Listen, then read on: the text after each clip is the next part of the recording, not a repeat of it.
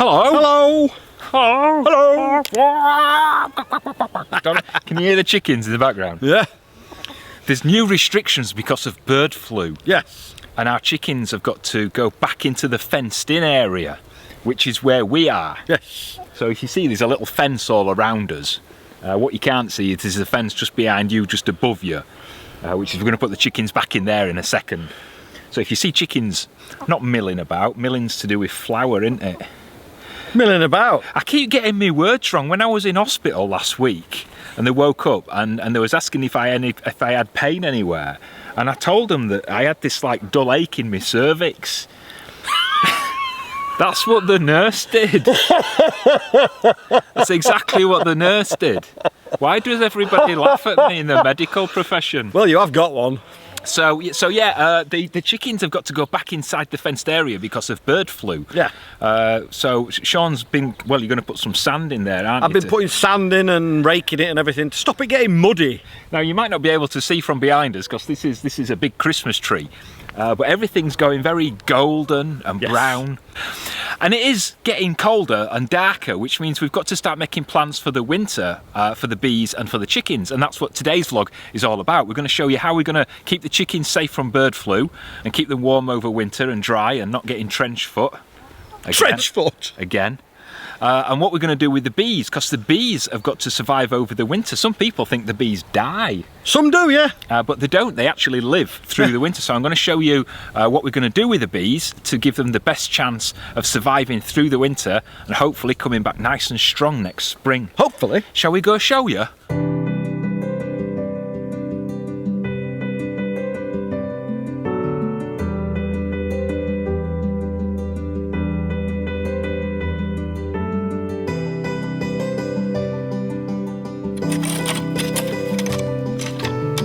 Put some sand down and now I'm going to rake it. Basically, it's just to cover the soil. I've got about 2 inches of sand down.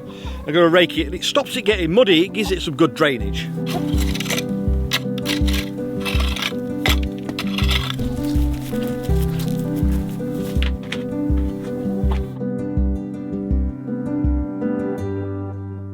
It's a bit of a sad day today because I'm kind of saying goodbye to them. For the winter. I hope they're going to be all right. I've got 3 hives. If you remember, I started with 2, but one swarmed during the summer and I caught them and split them, and they're in a new hive. Now, all 3 colonies are quite strong. They've got young queens, which is a good sign going into winter. But hives 2 and 3, which are the end 2, are slightly smaller because of the swarm. I think they're strong enough to get through the winter, but I'm going to give them a little bit of help to survive, hopefully. So today what I'm going to do, I'm going to take off the sugar gloop, which is it's basically a sugar syrup which feeds them, because as it gets into winter there's a bit too much moisture in it and we want a drier hive. So I'm going to change that into a dry baker's fondant, which I'll show you in a second. I'm going to add some insulation inside to hives 2 and 3. I'll show you more about that. I'm going to add a mouse guard, which is going to stop mice getting in there over the winter. I'm going to take the varroa strips out, which have been in there for 6 weeks this week. That gets rid of, it controls the varroa mites, the mites that attach themselves to the bees and suck the blood and kill the hives. And I'm just going to give them a final check. Now, as you can see, it's a beautiful day. The sun's shining, the wind, you can hear it a bit, but it's quite calm. It's lovely and mild. It's 17 degrees today. So I've chosen today so it's not going to let too much cold into the hives, and hopefully, because I haven't seen them in a couple of weeks, everything's going to be okay. So this was originally the hive that swarmed. Where it split, the queen took about half of the colony and went off into the tree just over there. So the stores of honey in here were actually not too bad. Just going to give them a bit of a smoke.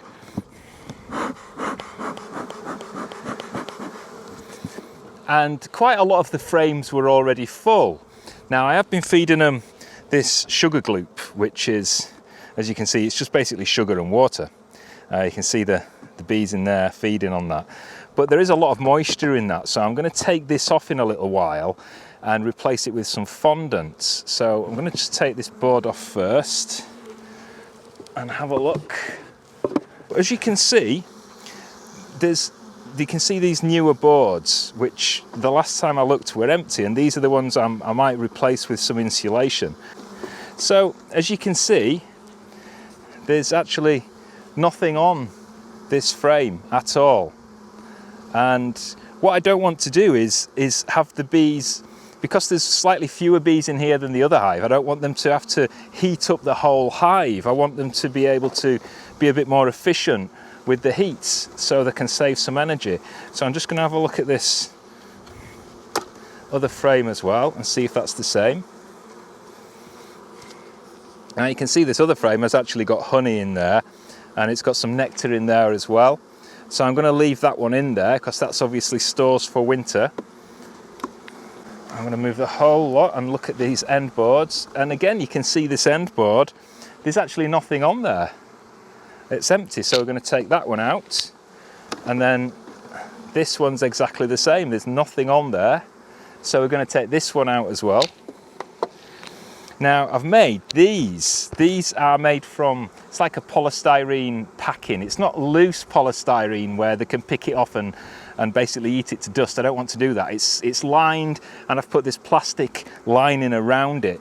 Now I've cut these hopefully to size, just move these bees. And what I'm hoping is that it fits, oh look at that. It fits perfectly in there without any spaces at all around the sides or the back, so they can't get in there. And then what I'm going to do is I'm going to put this dummy board back in, which will block that off. Now hopefully this will, but the polystyrene and the plastic will insulate the hive against the winds, so it will give it some protection. I'm just going to push these back, and then I'm going to put the same in this side. And again, I'm going to push that in. Just need to put this extra dummy board in this side. And then we've got 1, 2, 3, 4, 5, 6, 7. So we've got 8 frames that have got bees on them, and there's plenty of food in there. I did what we call the heft test, which is where we lift the hive, and there is actually plenty of food in there. What I am going to do is I'm going to take these Varroa strips out. Now these are the strips that I've been using to control the Varroa mites. We'll leave those in for about 6 weeks. They've done their job now. So I'm going to take those out, put them to one side. I'm going to put the header board back on. I'm going to take this sugar gloop off now because we don't want that moisture in there. So what I'm going to put in its place is this baker's fondant. Now this, it literally is just baker's fondant. It's drier than the sugar gloop, so it keeps the hive a little bit less moist. You can see the little cutout in the top of the board above the brood. What I'm going to do first is I'm just going to put this queen excluder back on. And what I'm going to do is I'm just going to place that gap right over the hole in the top of the brood box. I'm just going to put the hive back together.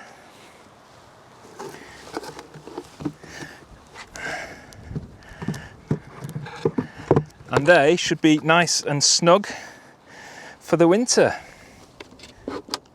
So one more thing I'm going to do is, you can see the entrance to the hive here at the front, and you can see this large gap, which is where the bees have been able to come in and out all summer. If I turn it, you can see this smaller gap.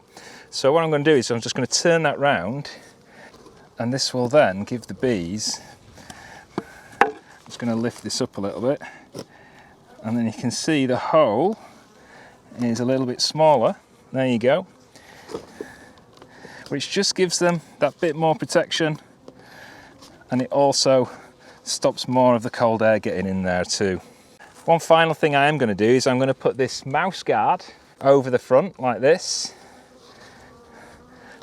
just there, and that's going to stop mice getting in, which they will do. They'll get in and start eating the honeycomb if we don't protect them. So I'm just going to pin that in there just for the winter, and that'll give them a bit more protection. Some beekeepers who are watching might be asking why I didn't just combine the bees from hives 2 and 3 together in one hive. Well, the swarmed colony, which is in Hive 3, did really well for themselves over the late summer, and that hive's almost full. I've only had to put 2 smaller pieces of insulation in there. Now, Hive 2 is just over half full, and I reckon with the insulation and a little bit of TLC, they've actually got a really good chance of making it through the winter. And once the spring comes, it won't take long before they can build themselves up to a really strong colony. The last thing to do is strap the hives to stop them from getting knocked over by deer or badgers and any fierce storms and gales that we might see over the winter months.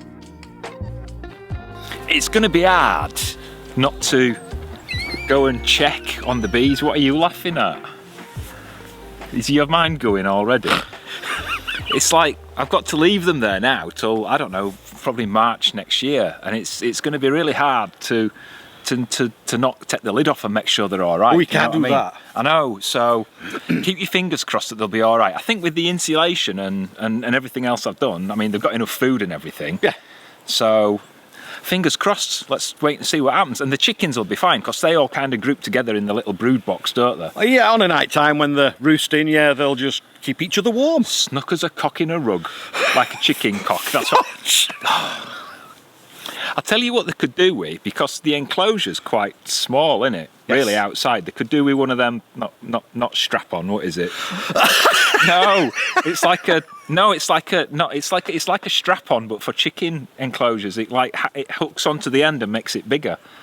It's like you know what I mean, don't you? You know what I mean? It's like an extension. That's it. An enclosure extension, so that they've got more room to move. What is up with your head today? Dear, you shouldn't say these words. I don't know what books you're reading. Speaking of books, what a segue that is. We've actually got some physical copies of our new book. I'm spitting, I'm so excited. Some physical copies of our new book, which is called Foxes Afloat, A Photographic Journey. So if you're looking for that, I feel like Autum that used to do Telstar Records, not available in the shops. You know what I mean? It's nearly 100 pages, I think, and it's just all my favourite photographs from the last, I don't know, 4 years. 4 years.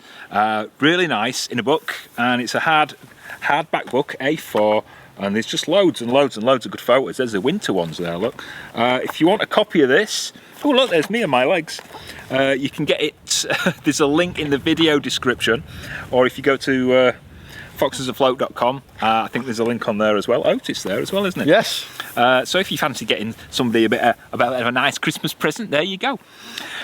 Right, I think that's it, isn't it? I think so. It's good to be back, by the way. It is. It feels good to be back. We hope you've enjoyed the vlog, again. If you have, and if you're not already, subscribe to the channel. And if you're not subscribed, why not? It's weird that half of the people who watch our channel aren't subscribed. Yes. They come back every week. It's just the click of a button. Yeah, it's a bit weird. So yeah, click subscribe. Subscribe to the channel. It doesn't cost anything.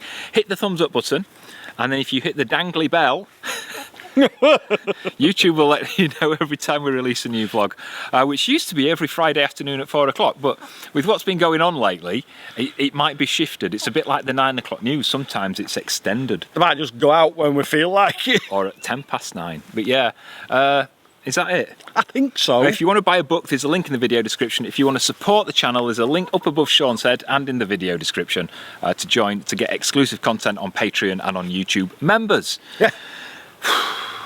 I think we should do something easy like the train barn next week. Really? Yeah. See how it goes. Take care of yourself. Bye-bye.